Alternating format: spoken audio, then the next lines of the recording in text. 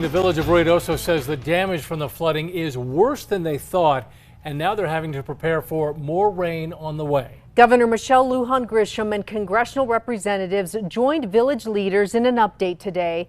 News 13's Annalisa Pardo is here with the latest. Well, village leaders say there's a lot more damage than they originally thought. They now say anywhere from 200 to 400 homes are damaged and at least 150 families impacted. And we do everything in our power to not just rebuild, but to create opportunities for your families for the next several generations. The death toll remains at 3, including 2 children, and crews are in the area working on broken water lines and trying to restore clean drinking water. In the meantime, people without potable water can get some at the Gateway Church. Tuesday's flooding led to 65 swift water rescues, and those crews are staying in the region as more rain is expected in the coming days. State leaders are urging residents to stay vigilant. We will protect New Mexicans, but if you live here in Ruidoso, follow the emergency evacuation orders.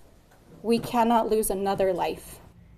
President Trump signed an emergency declaration for New Mexico, which will help bring millions of dollars to the region for flooding response and recovery efforts. The village is also reminding residents of their hotline where you can call and share your immediate needs. That number is on your screen right now. Now, we also want to tell you about a disaster recovery center set up at ENMU Ruidoso, open from 8 to 5. There, case managers will help with replacing documents, finding resources, and answering insurance questions. Back to you. All right, Annalisa, thank you.